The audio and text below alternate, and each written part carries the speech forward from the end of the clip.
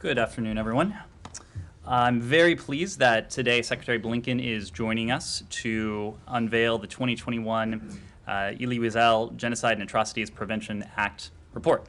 Secretary Blinken will have a statement. He'll take a question or two before he has to depart. At that point, we'll turn to Acting Assistant Secretary for the Bureau of Conflict and Stabilization Operations, Rob Fauché, who will also make a brief statement, and he'll stay to take additional questions. After that, we will proceed to our normally scheduled program. With that, over to you, Secretary Blinken. Ned, thanks very much. Good afternoon, everyone. Good to see you all. Let me just say before turning to today's report, I want to speak briefly to the situation in two countries in the hemisphere. Over the weekend, tens of thousands of Cubans took to the streets on the island to exercise their rights to assemble peacefully and express their views. The protesters called for freedom and human rights. They criticized Cuba's authoritarian regime for failing to meet people's most basic needs, including food and medicine. In many instances, peaceful protesters were met with repression and violence. The Biden-Harris administration stands by the Cuban people and people around the world who demand their human rights and who expect governments to listen to and serve them rather than try to silence them. Peaceful protesters are not criminals, and we join partners across the hemisphere and around the world in urging the Cuban regime to respect the rights of the Cuban people to determine their own future, something they have been denied for far too long. Second, the United States is in close consultations with our Haitian and international partners to support the Haitian people in the aftermath of the assassination of President Moïse. We urge the country's political leaders to bring the country together around a more inclusive, peaceful, and secure vision and pave the road toward free and fair elections this year. Yesterday, we sent an interagency delegation to Port-au-Prince to assess the situation, which, together with our constant contact with Haitian officials and other stakeholders, will help determine how the United States can best support Haiti in a very difficult time. I want to reiterate our deepest condolences to the family of President Moïse and to the Haitian people, and wish First Lady Marine Moïse a swift recovery. Now, let me turn to the reason we're actually here today. Elie Wiesel said that the opposite of love isn't hate, it's indifference. The report that we released today represents a stand against indifference and a commitment to do more to prevent and respond to atrocities, including genocide, crimes against humanity, and war crimes. It's fitting that we're meeting today. Yesterday was the 26th anniversary of the genocide at Srebrenica, where more than 8,000 Bosniak Muslim boys and men were slaughtered. The American people joined the people of Bosnia and Herzegovina in solemn remembrance of those victims and in solidarity with their families. We're reminded of how important it is to do all we can to prevent atrocities like this from ever occurring. I want to thank Assistant Secretary Rob Fauché and the entire Conflict and Stabilization Operations team for leading the effort to produce this report, as well as the members of the Interagency Atrocity Early Warning Task Force led by the White House, and the hundreds of American diplomats around the world whose reporting, insights, and efforts are reflected here. Let me just take a moment to put this report in context. Over the past decade and a half, the United States has steadily and systematically increased our efforts to stop mass atrocities. In 2008, a bipartisan genocide prevention task force, chaired by former Secretary of State Madeleine Albright and former Secretary of Defense Bill Cohen, produced a blueprint for U.S. policymakers with 34 recommendations for how to identify and avert genocide. In 2011, President Obama issued a presidential study directive on mass atrocities, writing, and I quote, "Preventing mass atrocities and genocide is a core national security interest and a core moral responsibility of the United States." To deliver on that core interest, we created the Atrocities Prevention Board at the NSC. It's now called the Atrocity Early Warning Task Force. And soon after, the Bureau of Conflict and Stabilization Operations here at the State Department. And in 2018, Congress passed the Elie Wiesel Genocide and Atrocities Prevention Act. It codified atrocity prevention as an American priority. It directed the United States government to enhance its capacity to prevent, mitigate, and respond to atrocities. It required the State Department to provide additional training to our teams in Washington and around the world on how to spot warning signs of potential atrocities and early prevention steps to take. And it mandated the annual report that we're releasing today. All this work, under both Democratic and Republican presidents, with bipartisan support from Congress, reflects our hope that with the right tools, resources, and commitment, we can ward off atrocities before they lead to mass human suffering. We want to change the story that we've seen play out too many times, that by the time senior policymakers are fully engaged, many people have died, the costs of taking action have risen, opportunities for early intervention have been missed. I say all this with humility, as someone who has served in senior levels of government before and has been in rooms when we grappled with what to do, when political unrest somewhere in the world gave way to mass violence toward civilians. This is an incredibly difficult challenge. My friend and colleague Samantha Power described it as a problem from hell. You'll recall her groundbreaking book on the subject. And we haven't cracked it yet. But we continue to believe that it's possible, and that training, preparation, resources, cooperation within governments and among governments are key.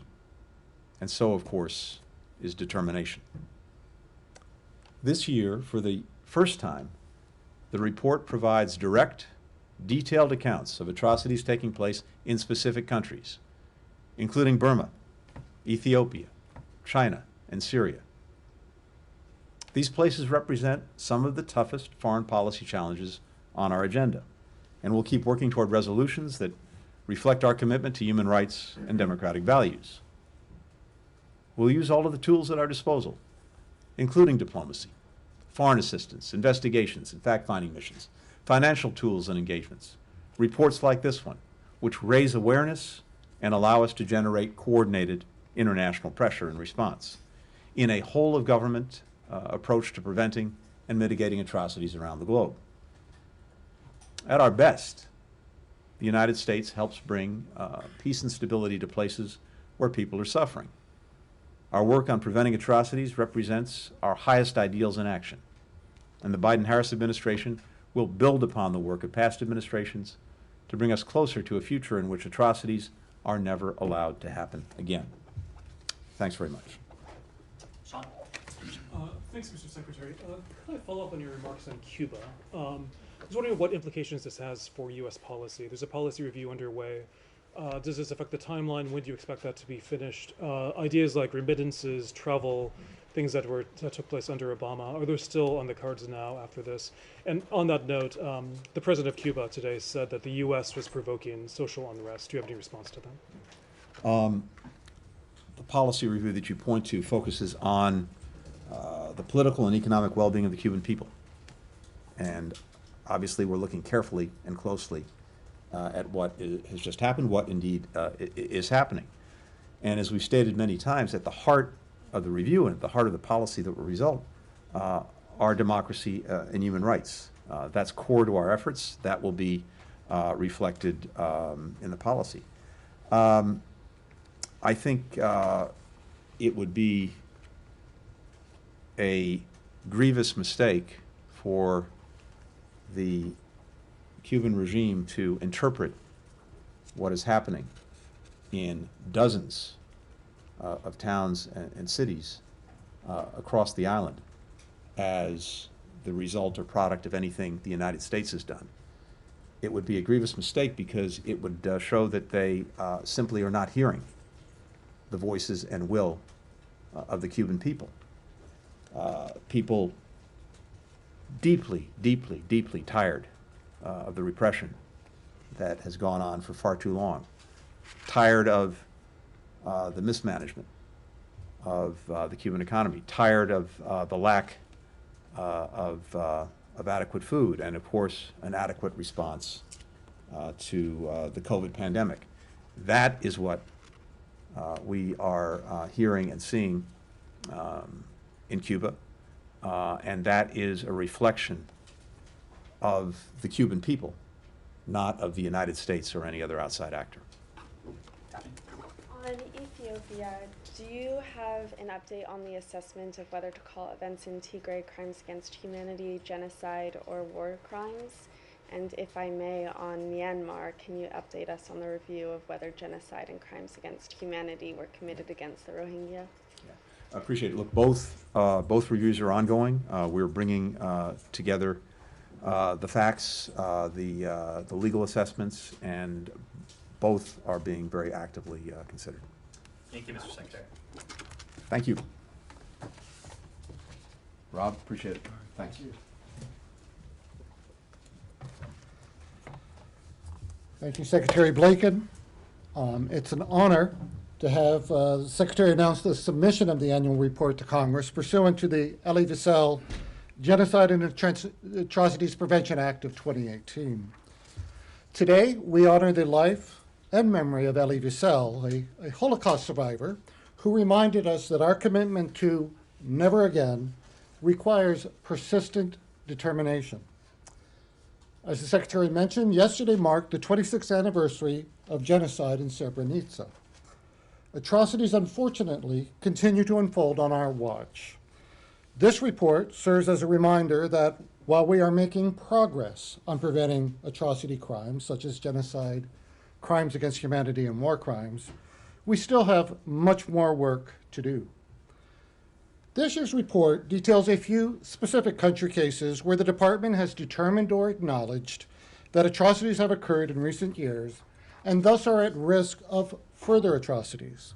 For example, the report draws attention to Xinjiang, where the People's Republic of China has committed and continues to commit genocide and crimes against humanity against Uyghurs and members of other ethnic and religious minority groups. The report draws attention to the heinous acts of sexual violence and gross human rights violations that have been reported in Tigray, Ethiopia, including indiscriminate attacks on civilians, medical personnel, and humanitarian workers. And the report also calls attention to the brutal crackdown on peaceful protesters and human rights defenders in Burma by a military regime whose leadership includes many individuals responsible for ethnic cleansing against the predominantly Muslim Rohingya and appalling violence against ethnic and religious minorities. With the submission of this report, the United States reaffirms that atrocity prevention must remain at the forefront of international peace and security efforts. Atrocity crimes pose some of the gravest threats to the rules-based international order that has helped bring peace and prosperity for more than 7 decades. Importantly, this report is about continuous improvement in U.S. efforts to uphold that order by preventing atrocities from occurring. To carry out this important work, the White House-led Atrocity Early Warning Task Force continues to coordinate a whole-of-government approach to prevent, mitigate, and respond to atrocities. In the 3 years since the Elie Wiesel Act became law, we have trained thousands of diplomatic, development, and defense professionals to do the crucial work of prevention. We are innovating by piloting new systems that use satellite imagery to give early warning of potential violent events to groups on the ground. And we have deployed life-saving aid to human rights defenders and civil society leaders threatened by and endangered from repressive regimes. This report makes clear that the United States will continue to redouble its efforts to prevent, mitigate, and respond to atrocities with more timely and effective actions in coordination with like-minded partners and multilateral fora, such as the International Atrocity Prevention Working Group. We will continue to actively solicit vital input from civil society on atrocity risk analysis, prevention strategies, and methods to address grievances and community recovery. These steps, taken together, move us one step closer to never again. The United States government is committed to reducing the risk of future atrocities and, with persistent determination, create conditions for a more peaceful and prosperous world. Thank you, and I'm happy to take a few questions.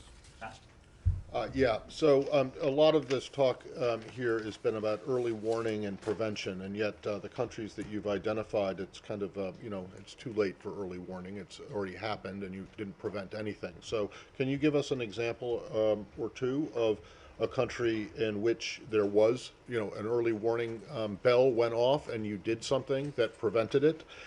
Yeah, that's... Sure. Let me try and answer that question. We are working in many countries where we have indicators that would basically lead us to believe that there's a possibility of an atrocity event. These can range from a variety of kind of different kinds of situations. When we take that up, we talk to those countries, we develop programs in response to those indicators, and we work with our international partners to address that. So, for example, in the Central African Republic, we've been training women there in 4 states on conflict mitigation, trying to help them understand how to better bring their society together rather than let it divide itself among the people in that society. Okay, but the situation in the CAR is pretty bad. It is pretty bad. As it is throughout West Africa. Yeah. So can you give us an example of, I mean, you know, I understand that this report is important, but again, I have to point out that every country that you named, with the exception of CAR just now, has already been through atrocities. So I don't see where is the early warning system working? Well, the early Because warning it hasn't worked. It might be, you might be doing it in CAR, but it hasn't Sure. stopped the atrocities from happening. Well, at this point in the CIR, we haven't made any determination of atrocity occurring there. But in other countries, including those countries that we are listed here that had a history of atrocity, our efforts are to stop atrocity either from recurring or from occurring at all. And so our efforts, as the Secretary said, this is a tough, tough challenge. These are not easy things to do. And we're trying to take all steps that we can using our entire toolbox of diplomatic, financial, and other resources to prevent these events from occurring in whatever country we're talking about. Thank you, sir. My question is really on the definition of atrocity. I think it covers war crimes, crimes against humanity, and so on. What is your definition? And are you like in tandem with the United Nations, other countries, and so on? And how do you go about enforcing this, since you're not, let's say, a member of the ICC? Thank you, sir. Sure. First of all, the definition of atrocity, the Elie Wiesel Atrocity and Genocide Prevention Act, or Genocide and Atrocity Prevention Act, defines atrocity very clearly as including genocide, crimes against humanity, and war crimes. And that's the definition that we are using for the work we're doing under that law.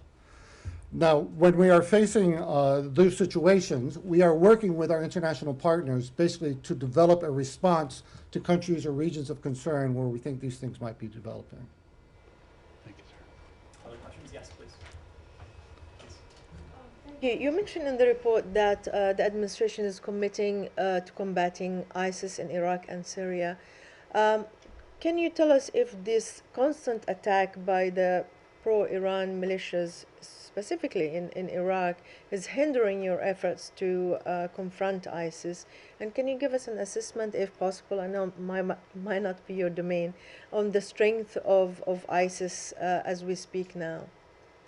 So for the latter point, yes, I'm afraid that is not my area of expertise. So I wouldn't be able to give you an accurate response, but we can refer that to our experts and we'll get back to you on that, on the strength of ISIS right now. But I think it's fair to say the attacks that are occurring in Syria, at a minimum, complicate our ability to work towards atrocity prevention and atrocity response that has occurred in that area. So it's definitely a very unwelcome development. It's something that we urge the parties to desist from doing. Got it. Could I just ask you, with regard to prevention and also getting in the way of these atrocities, continuing to be carried out, how important is it to deny the perpetrators of access to the U.S. economy? We think this is one of the key tools that we have. This is more in response to atrocities that have occurred. Obviously, we want to hold the perpetrators accountable through transitional justice or international justice systems, as well as prevent them from having access to U.S. markets or to the United States in general. And I think you'll see in the report itself this year, the Department of Homeland Security mentions that they stopped at least 24 people from entering the United States who had been accused of atrocity crimes in the past. And can I just follow up on that? Then specifically looking at the genocide in Xinjiang in China, we all know that solar panels are key to the Biden administration's energy plan. And so I know that there have been some restrictions put on companies operating in that region who exploit the Uyghur population there. But is there a policy at large that the Biden administration is going to implement that will deny any of those companies from selling their goods to the United States? It's very difficult for me to speculate as to what our policy will be. If you're asking where is the policy going, but right now, yes, we have prevented certain products from Xinjiang from coming into the United States, and I know there's a consistent and constant review of those kind of policies and how they should be expanded or changed. And why can't you just make a broad determination if that, as you said, is a key tool that can be employed, and this has been defined as a genocide? I don't think I fully understand your question. I'm just wondering why that isn't just kind of a holistic policy not to import any of the goods from those companies using Uyghur population if we know that a genocide is occurring there. Again, I think we have our specific policies that we put into place that are under review and will be adjusted as appropriate. I think other departments in the government are involved in those decisions as well as our partners, and it's as you know, a very fluid and complicated situation. To date, though, we don't have sort of blanket policy that you're referring to. We have more specific policy. Thanks. Washington Post. I just wanted to ask, if possible, about the early warning system in Afghanistan. As the United States withdraws or ends its military mission in Afghanistan, there's a lot of concern about civil war and particularly the Taliban taking over areas of the country where previously in the 1990s they were accused of war crimes and targeting certain ethnicities and religious minorities, specifically the Hazara. And I'm just wondering what you guys are doing in regards to Afghanistan right now, and how the State Department will do it, given the reduced visibility that it probably is going to have in Afghanistan without the eyes across the country in different places. It is the situation in Afghanistan is of grave concern for the United States in terms of the activities of the Taliban. We are working with our international partners. We'll keep our eyes on their activities. We will call them out if they engage in kind of atrocity events as they are working in the country or fighting in the country. And we will bring all the diplomatic tools and other tools we have at our disposal to protest and to try to stop or prevent those things from occurring. Please. Thank you. You and also the Secretary were talking about how you're trying to improve the mechanisms or the tools that you have in order to stop genocide activity. And some of those means would be independent fact-finding missions. With regard to China, it seems clear that the Chinese government has no inclination of allowing any sort of independent fact-finding missions that would sort of satisfy both the U.S. State Department and also perhaps EU or Canada. So what's the strategy then? If you're trying to improve the means by which the U.S. tries to stop what's going on in Xinjiang, and if the Chinese government is apparently completely stonewalling any attempt to get in there, what is it? Just a matter of trying to let that pressure, international pressure, push them to eventually relent? If not, how can you get on the ground in Xinjiang? Sure. I think we totally regret the refusal of the Chinese government, number one, to let people in to look at what's happening in that situation. We're maintaining, as you mentioned, pressure with our international partners on China, both to let people in and to change its behavior so that we could stop what we consider to be the atrocities that are happening there from occurring or continuing to occur into the future. So the strategy is a diplomatic strategy that continues to build pressure on China using whatever tools we have at our disposal. And it cannot be just by the United States alone. It has to be with our partners around the world. Any other questions, Sean? Sure. Can I ask you further about the situation in Tigray? I was wondering what your assessment right now I mean, in the report, of course, it's talking about the grave concerns there, but in the recent weeks, of course, there's been a change on the ground there with some of the government troops leaving. What's your assessment about how things stand now? Do you see any hope of resolution for this? And the Ethiopian elections, how, if anything, does that affect the situation there? Sure. Well, let me try and, first of all, the Ethiopia elections, I'm not obviously the expert on Ethiopia, so I feel reluctant to talk about that. In terms of the situation in Tigray and what's represented in the report goes through May of this year, and there have been developments since May in Tigray and among, with the election and various other things that have occurred. We are still very concerned about the situation out there. We're calling for all parties to respect the ceasefire. We're calling for full humanitarian access into that region. It is very concerning to see what's going on for the people there.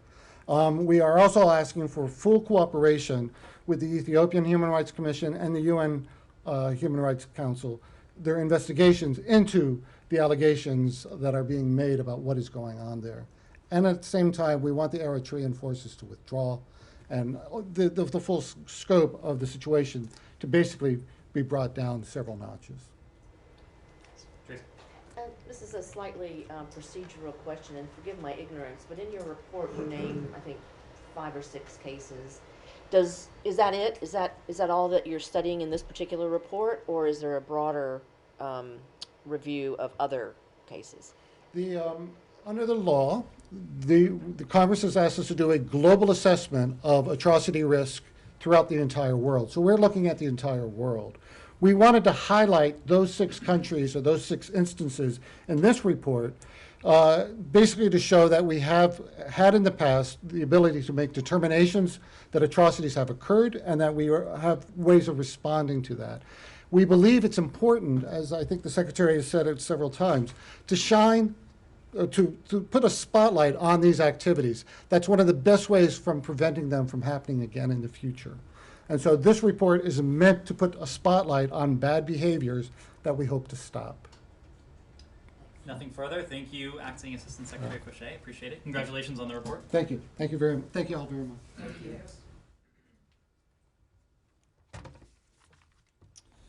Thank you, everyone, for bearing with us today. I'm sorry we got a late start.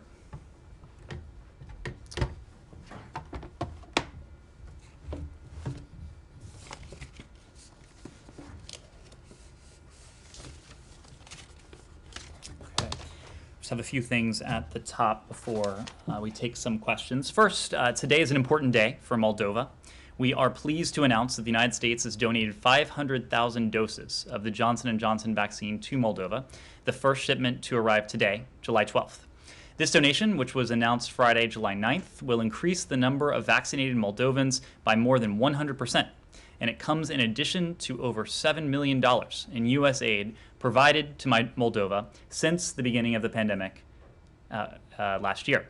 Separately, the United States congratulates the people of Moldova on their July 11th early parliamentary elections. We echo the preliminary findings of the OSCE and ODIHR, which found that the elections were well administered, they were competitive, and that the fundamental freedoms were largely respected.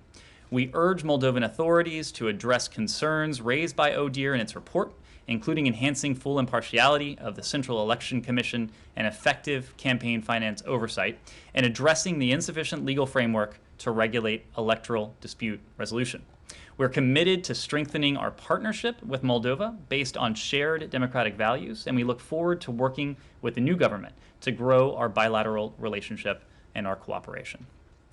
Today marks the 5th anniversary of the landmark decision in the arbitration between the Philippines and China on the South China Sea. 5 years ago, the arbitral tribunal, constituted under the 1982 Law of the Seas Convention, delivered a unanimous and enduring decision firmly rejecting the PRC's expansive South China Sea maritime claims as having no basis in international law. Yesterday evening, as you probably saw, Secretary Blinken released an official statement supporting this important ruling. Many of our partners and allies, including Australia, Canada, Denmark, France, Germany, Japan, New Zealand, the Philippines, and the EU, issued statements or took to social media to demonstrate global support for the rules-based maritime order. As Secretary Blinken told senior PRC officials in Anchorage early this year, quote, "The alternative to a rules-based order is a world in which might makes right and winners take all, and that would be a far more violent and unstable world for all of us. We call on the PRC to abide by its obligations under international law, to cease its provocative behavior, and to demonstrate respect for the rights of all countries, those both big and small." Next, the United States is gravely concerned by reports of ongoing hostilities in western Tigray and evidence of escalating military conflict there. Escalating fighting will undermine critical ongoing efforts to deliver humanitarian relief to famine-affected populations in Tigray. We again call on the Tigrayan Defense Forces, the Amhara Regional Forces, and Ethiopian National Defense Forces to move towards a negotiated ceasefire in the interests of civilians in the region and to preserve the unity of the Ethiopian state. We strongly condemn any retaliatory attacks that have been or may be directed against civilians in the Tigray region, whether by organized military or security forces or by rogue elements. The United States further calls on all armed actors to comply with their international humanitarian legal obligations, including regarding the protection of civilians. All those who are responsible for violations of international humanitarian law and human rights abuses must be held accountable. As we have consistently said, any effort to change the internal boundaries of Ethiopia by force is unacceptable. Any issue of such national importance, like borders, would be an issue for the Ethiopian people to decide through consensual dialogue, not by the barrel of a gun. The United States is disappointed by reports that a court in Morocco has sentenced journalist Suleiman Raisuni to 5 years in prison. We note Mr. Raisuni has alleged there were violations of fair trial guarantees. We believe the judicial process that led to his verdict contradicts the Moroccan system's fundamental promise of fair trials for individuals accused of crimes, and it is inconsistent with the promise of the 2011 Constitution and His Majesty King Mohammed VI's reform agenda.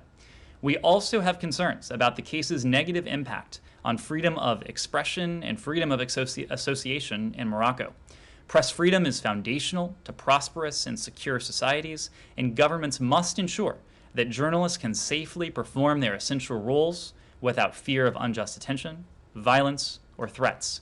We are following this case closely, as well as those of other detained journalists in Morocco, including Omar Radi, and we have raised these concerns with the Moroccan government, and we will continue to do so. With that, I'm happy to move to your questions. Thanks, Ned. In addition, on Afghanistan, in addition to the change in command that happened earlier today, the embassy announced overnight that it's going to resume immigrant visa processing. And I'm just wondering, is this resumption going to make a dent in the backlog, or how much of a dent will it make in the backlog? Does it affect the relocation plans or the option for relocation? And is anything, has anything been decided on that front? Well, you are correct that the embassy has announced over Twitter that it will resume immigrant visa interviews this week, and that does include the SIV process.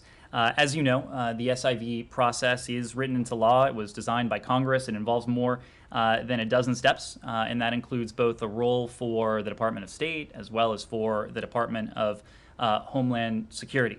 As we said before, there are approximately 18,000 Afghan principal applicants at some stage of this process. As of May of 2021, approximately half of those applicants are at some stage of the process pending applicant action. So in other words, approximately 9,000 or half of these applicants need to take action before the U.S. government can begin processing their case. About 30% of these applicants are awaiting a decision at the chief of mission stage, and the final 20% were approved by the chief of mission stage, and they're moving through the application process either in the petition or the visa processing stages.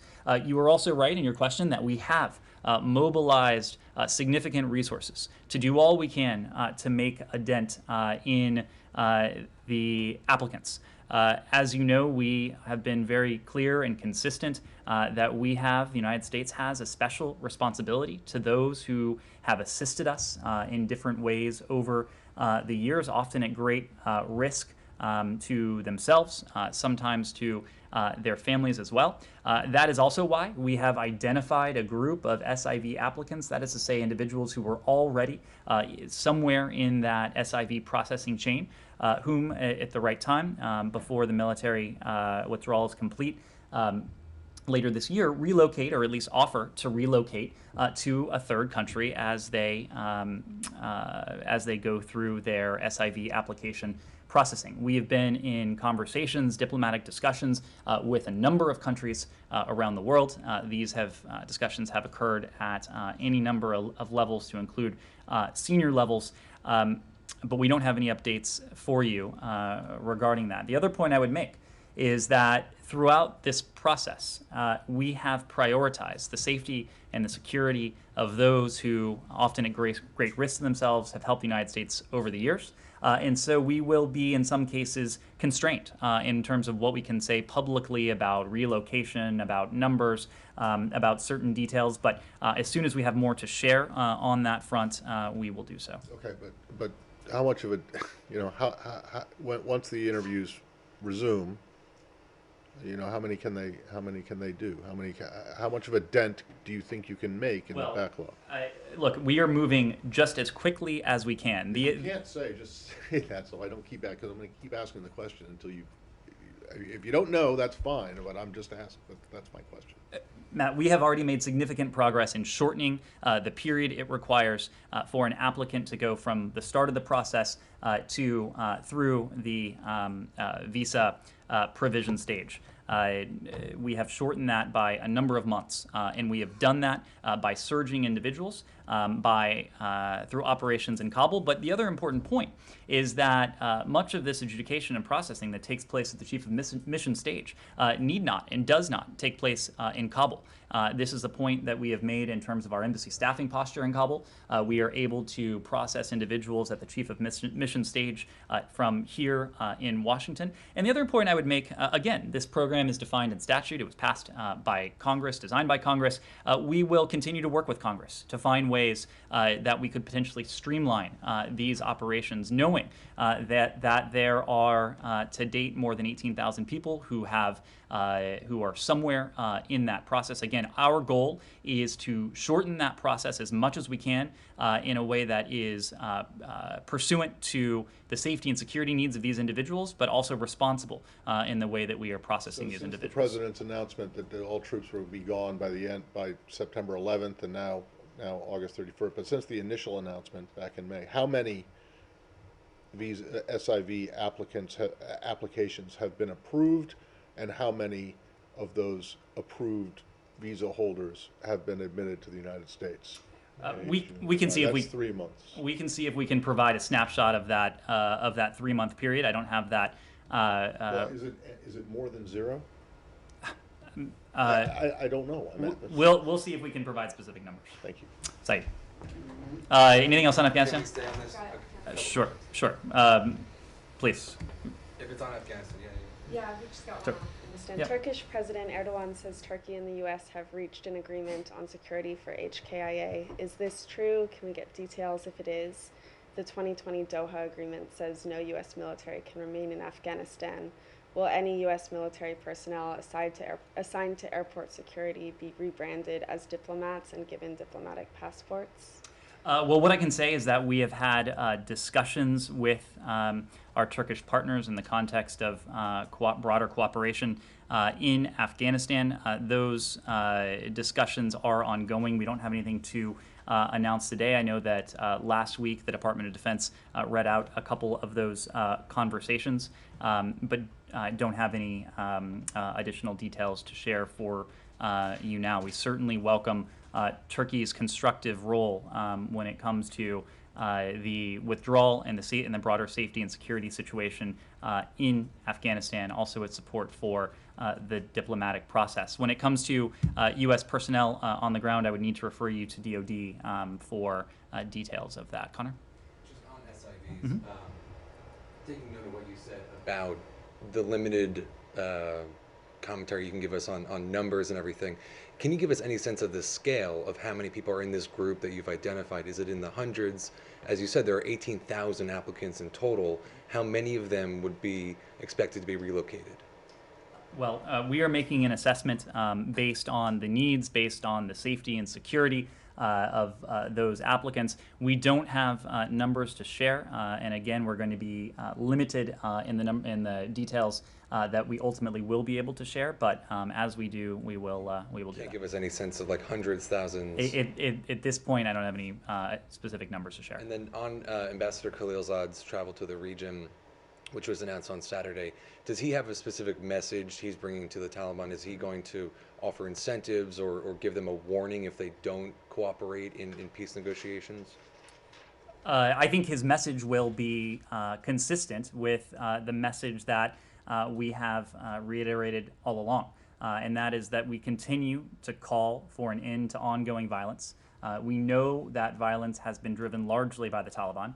We know that a negotiated settlement between the Islamic Republic and the Taliban is really the only way to end 40 years of violence, and importantly, to bring to Afghanistan's people the safety and security and the peace that they seek. And so as Ambassador Khalilzad is there, he will urge the sides to engage in serious negotiations to try to determine that political roadmap for a future for Afghanistan that leads to a just and durable settlement. Both of those are very important to us. A settlement cannot be durable if it is not just, and that has been a guiding principle of ours all along.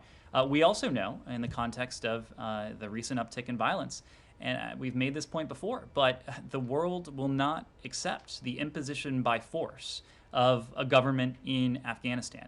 Importantly, legitimacy and assistance and popular mandate within Afghanistan for any Afghan government can only be possible if that government, again, has the support of the people and for the United States and for the international community, if it has a fundamental and basic respect for human rights.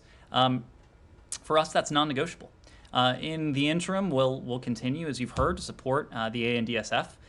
That support will transition and form over time. But what won't transition and form over time is the partnership. The partnership we will maintain with the Afghan people, with Afghanistan's leaders, as we support this diplomacy seeking a just and durable political settlement. Missy.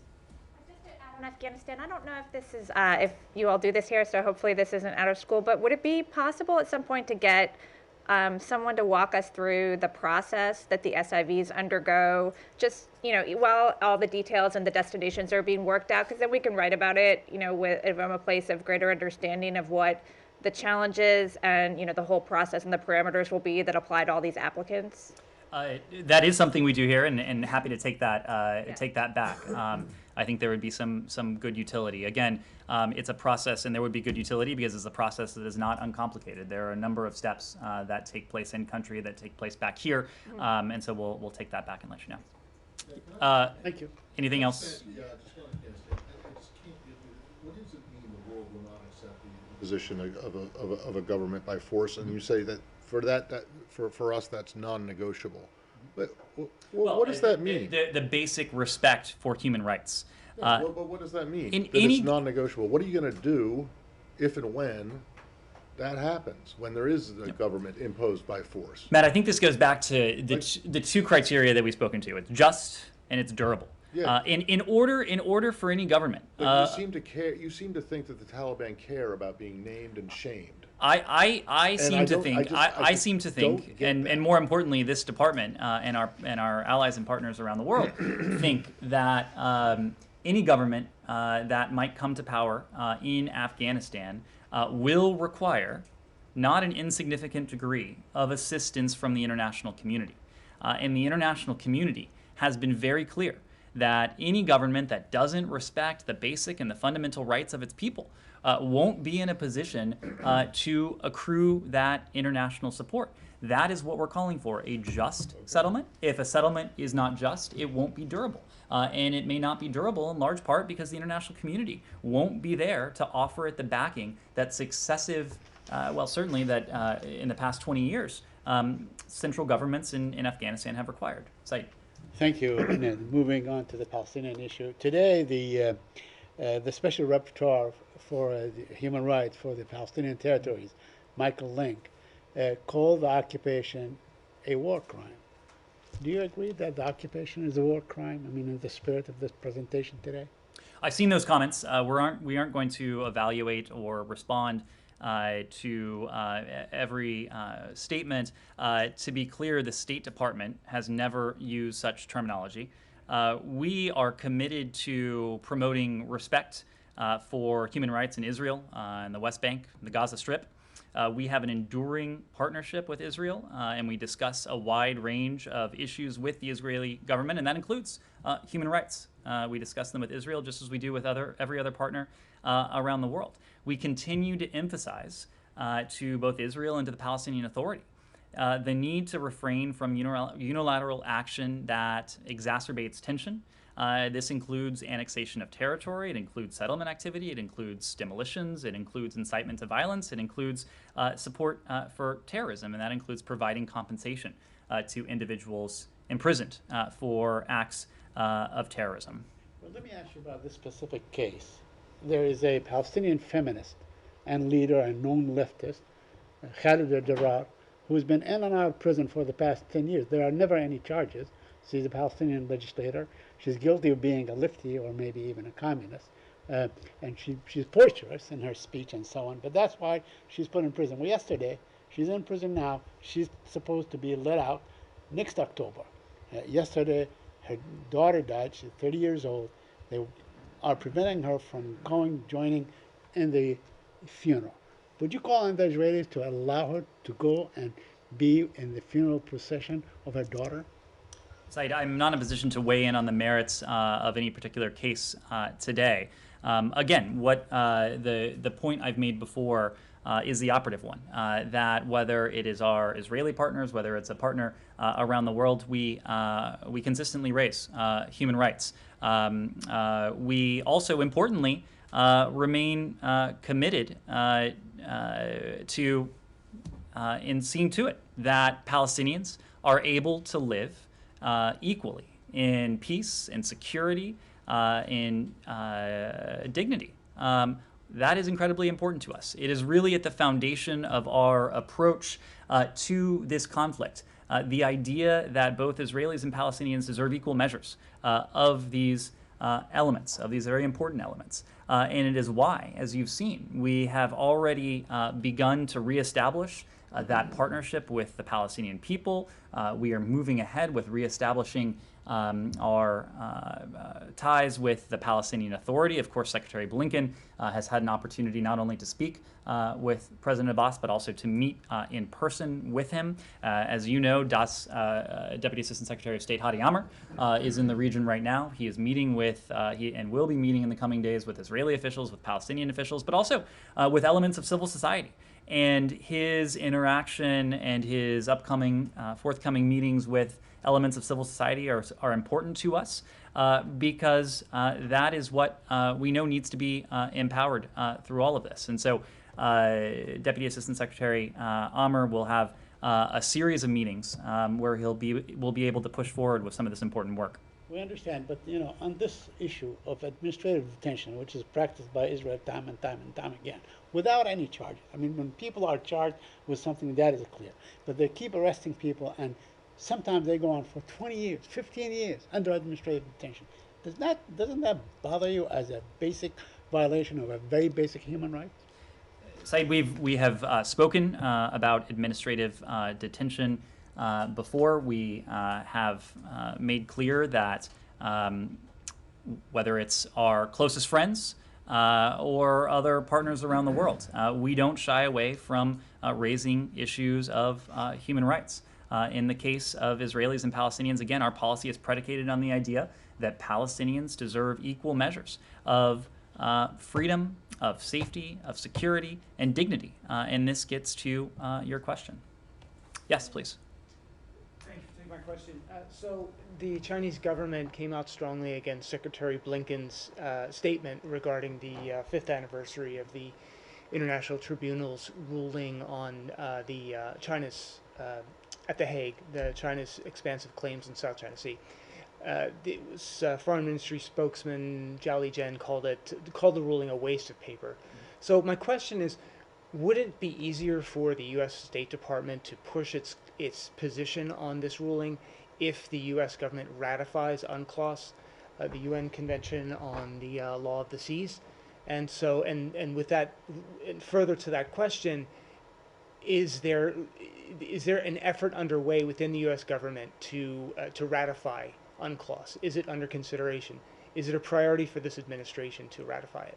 Well, the point I would make is that since UNCLOS was adopted, every U.S. administration has recognized its provisions on traditional uses of the ocean as reflecting customary international law, and has recognized that the United States would abide by UNCLOS with respect to traditional uses of the sea. And that includes the assertion of rights in maritime spaces. Now, for the PRC is a state party to UNCLOS.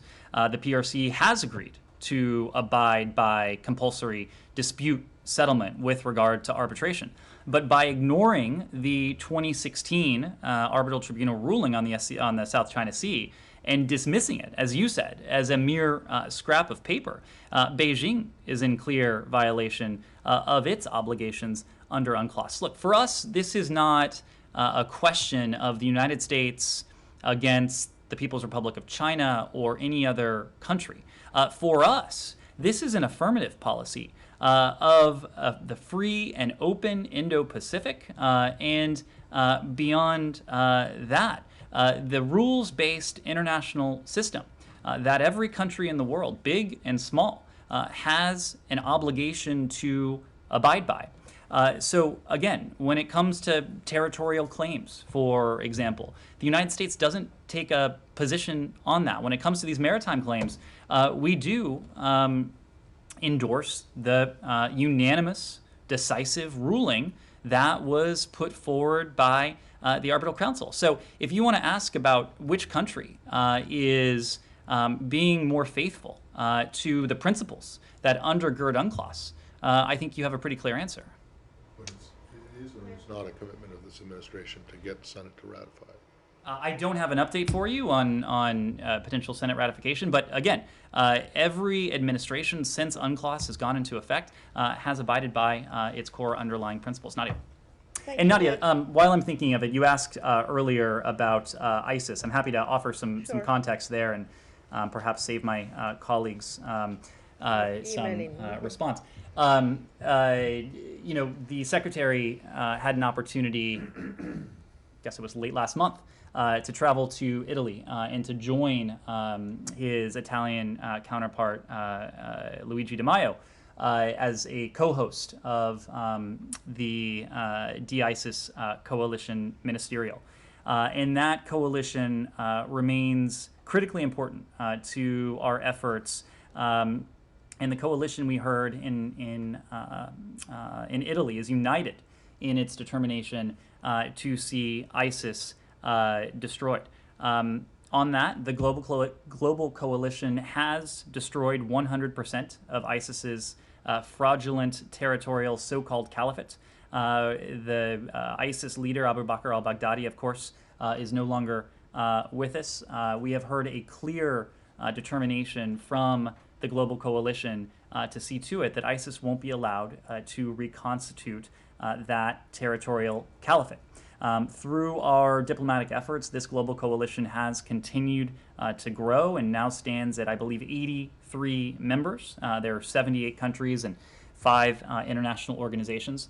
And this includes a broad swath of regions, 26 members from Africa and Asia as well. And we continue to expand that partnership and cooperation against a common enemy. Of course, that is not to say that ISIS does not continue to pose a threat, and we have continued to work through the coalition, bilaterally, multilaterally, and other forms, to provide support to our partners in the Middle East, in Africa, who are facing these horrific attacks from the terrorist group. Thank you for that. I have 2 questions on Iran and Yemen. On Iran, Iran Foreign Minister Mr. Jawad Zarif said that the talks in Vienna is nearing an end, and apparently he gave a very comprehensive report to the Shura Council talking about what he called the illegal U.S. sanctions and the impact on the oil and on the banking sectors. Does the administration share his view that actually the talks are about to be concluded and you're going to reach an agreement? What is he basing his assessment on? I cannot speak to what he's basing his assessment on. I can speak to our where we stand on this, and that is that Special Envoy Mali and his team are prepared to return to Vienna for a 7th round of talks as soon as they are scheduled. Look, questions about when or whether Iran would be prepared to start a 7th round or reach an understanding on mutual return to the JCPOA, those can only be addressed by Tehran. They can't be routed here. We've made very clear that we are prepared to return to a 7th round. Again, we're not imposing a deadline on these talks, but Secretary Blinken has made the point, I've made the point from here as well, that we are conscious that as time proceeds, Iran's nuclear advances will have a bearing on our view of ultimately returning to the JCPOA. So again, we stand ready to resume negotiations. We continue to believe that diplomacy is the most effective means at our disposal to achieve what we seek, and that is verifiably and permanently ensuring that Iran can never acquire a nuclear weapon.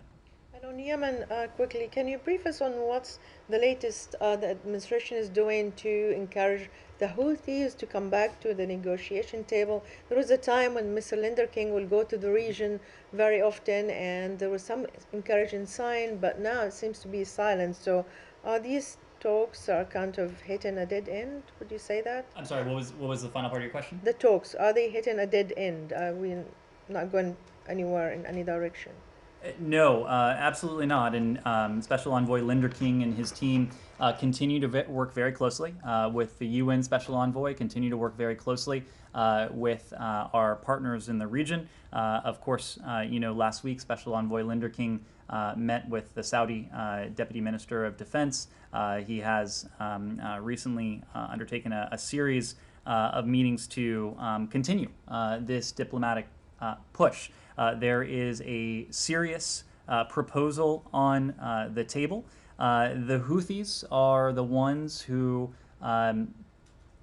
despite these constructive ideas that have been put forward, the Houthis are the ones who continue to perpetrate these horrifying attacks, including on Yemeni civilians. Just in Marib on late last month, June 29th, the horrific attack that took the life of a child. We also know that the Houthi offensive only exacerbates the humanitarian crisis that Yemen is in right now. We are supporting this diplomacy as a means to bring about an end to this long-running conflict, but also knowing that this diplomacy is the most effective means to mitigate and to ease the humanitarian burden on the Yemeni people. And so we are working urgently. Special Envoy Linder King is working urgently. We know that our partners in the UN are doing the same, and will continue to do that with a combination of both carrots and sticks. And as you know, we continue to apply pressure to the Houthis in the context of both domestic and international sanctions. Just on June 10th, we sanctioned 12 individuals and entities and a vessel related to international network used to facilitate the provision of, I believe it is, millions of dollars to Houthis in cooperation with the Quds Force. This was in addition to the designation in May of 2 Houthi leaders, both of whom have played a significant role in this offensive against Marib. So our message is very clear. The Houthis need to show us that they are serious about diplomacy, and they can do that by ceasing this offensive and by easing the humanitarian plight on their own people. And this is something we have been working very concertedly with our partners and allies towards. Yes, Tracy. Thank you. Haiti question, Sure. The Secretary again reiterated the importance of elections before the end of the year. Elections have never solved Haiti's problems, ever. So I'm just wondering if you could explain to me the thinking behind this imperative that there be elections to settle Haiti. I would start with the proposition that for us, this is about institutions. It's about Haiti's institutions. We continue to support the Haitian people and their constitution, knowing that the constitution needs to be an enduring framework for what happens next. And so, yes, in our view, there need to be free and fair elections. They need to happen this year. Legislative elections, presidential elections, pursuant to the Haitian Constitution. And that is precisely why we have continued to support them. We have continued even in recent hours. And as you know, there was an interagency delegation that was in Port-au-Prince yesterday. It included representation from the Department of State. And the delegation continued to encourage Haiti's political actors and its stakeholders to build an inclusive Haitian consensus to peacefully navigate and overcome this crisis. And to do that, we continue to believe that what needs to govern this is the Haitian Constitution and Haiti's institutions, and ultimately in an effort to bolster Haiti's democracy. Yes, Stephanie. Haiti still, or Haiti? Could I just ask about the security assistance aspect of that?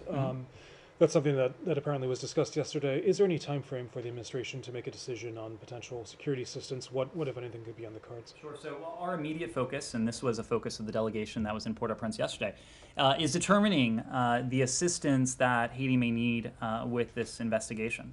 And after close consultation with Haitian officials in recent days, and again on Sunday, we believe our focus should be assisting the Haitian government with navigating the investigation into the assassination of President Moise, determining who is culpable, and supporting the Haitian government as it seeks justice in this case. And FBI and DHS officials have also traveled to Port-au-Prince.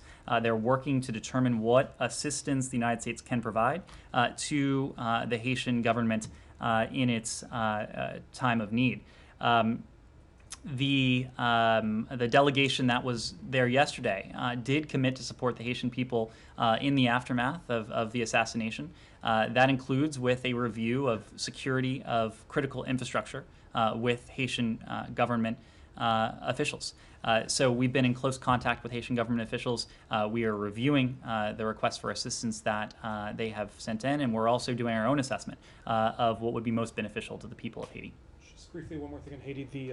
The Americans there who have been accused of the assassination, is there any update on consular access or any type of view about whether they about their treatment and whether they're culpable? So we are aware of the detention of a third U.S. citizen. We continue to monitor the situation closely. As in all cases, we will provide appropriate consular services to detained U.S. citizens. Obviously, privacy considerations preclude us from saying much more, but I do suspect that once we have had access to all 3 American citizens who are detained, we'll be in a position to confirm that. Speaking of detained U.S. citizens, there was a verdict in a sentence handed down in Jordan today against 2 people, one of whom is an American citizen. I'm wondering if you have anything to say Well, about we that. are closely monitoring the case of Bassem Awadallah in Jordan. We take seriously any allegation of abuse, and we always emphasize the importance of respecting fair trial guarantees, humane treatment. We're providing all appropriate consular assistance in line with our commitment to assisting U.S. citizens abroad. We have, in fact, visited Mr. Awadallah 5 times since April of this year. The most recent visit occurred just a few days ago on July 11th. Right, but that doesn't speak to the actual verdict and sentence, which is what I'm asking about. I don't have any comment on the verdict, but as I've said before, we always emphasize, and this goes back to Saeed's question earlier, the importance of fair trials and guarantees of humane treatment around the world. The journalist in Morocco who you talked about at the very beginning, right, is he an American citizen? I don't have any indication he's an American citizen. And yet you have a position on the verdict in that case, but none in this. So what do we read into that? You think that the guy in Jordan could be guilty? Each case is different. I know. So that's why I'm asking you why you don't have anything to say about the verdict. We are going to speak based on the facts and the circumstances as they are known to us. But obviously these cases are. Does that mean that you're not clear on the facts and circumstances of Mr. Adwallah's case? I think what is very clear to us is that journalists, and hopefully everyone here can agree with this, don't belong behind bars. Yeah, no, I agree with that. I'm not talking about the Morocco case. I'm talking about the case in Jordan. Is it the case that in this situation you do not have all the facts, or you're not clear enough on the facts and circumstances of the verdict of the trial that you're not clear enough so that you can't render an opinion? What is fair to say is that when the facts and the circumstances are clear to us, and when we determine that we can best move the ball forward by speaking publicly, we will never hesitate to do that. Thank you. Sure. Okay. Back in 2015, July 2015, when relations were restored and President Obama said that it was the policy of sanctions and so on was a failed policy. And then there was a great deal of hope and so on. But then the preceding administration collapsed all that hope down. But you guys seem to be following the same kind of policy as the previous administration. What are you doing, let's say, to show people that there are actually, there are benefits to good governance and all that stuff? I certainly would not say that we are following the previous policy, the policy of the previous administration. As you know, our Cuba policy is under review, but importantly, and I think this is a pivotal distinction, our policy, as you heard from the Secretary, it focuses on the well-being of the Cuban people. And at the center of that policy are democracy and our human rights. And what we are assessing in the context of that policy review is how the United States can best support the aspirations of the Cuban people. So, that policy review remains ongoing. It is something, the issue of human rights on the island is very important to us, and we're seeing yesterday and today in the streets all throughout Cuba that it is very important, as you might expect, to the Cuban people as well. And as we undertake this review, at the center of that review will be the welfare and the well-being of those Cuban people. That's exactly what the previous administration said their policy was towards Cuba. Right? Again, we haven't spoken. So until your review is complete, why is Saeed incorrect in saying that you're doing the exact same thing that the Trump administration did? Well, he was speaking of our policies towards Cuba, and Well, exactly. and again, you haven't changed the previous administration's policies, right? So until that review is complete, you're doing the same thing, Well, right? I can assure you that we are going about this. You're doing the same thing as the previous administration did, right? You haven't changed the policy. We have not announced our Cuba policy, but what we have said is that democracy and human rights are at the center of it. Connor. Just on that, Yep. does the administration still consider Cuba a state sponsor of terrorism? There's been no change. As you know, the state sponsor of terrorism list is it's evaluated and the report is released once a year. When we have a new report to release, we'll do that. So that's part of the policy review in general for Cuba policy. We are always reviewing issues of state sponsorship for countries around the world pursuant to the requirement to put forward the state sponsor of terrorism list. Our review of Cuba and Cuba policy, it is taking place in parallel to that. Thank you. I think that is a fair characterization. Do you have time for one? Sure. One last question. Ethiopia. Yep. The election results came out this past weekend. The United States has voiced concern previously about the atmosphere in which the elections were to be held. What's your view on the election results? Do you think they confer legitimacy on Prime Minister Abiy?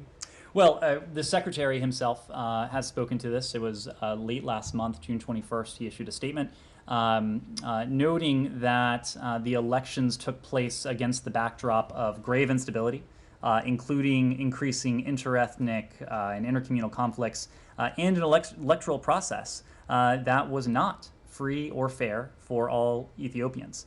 The boycott of the elections by opposition parties, the detention of vocal political leaders, the ongoing violence in multiple parts of the country. Look, all of this underscores the need to launch an inclusive effort to build a national consensus on the governance of Ethiopia that importantly preserves the sovereignty and the unity of the state and strengthens rather than undermines the constitutional order. In this period following the election, it's critical that Ethiopians come together to confront growing divisions. We urge politicians and community leaders to reject violence and to refrain from inciting others to violence. And we'll be watching the situation very carefully going forward. Thank you all very much. Thank you.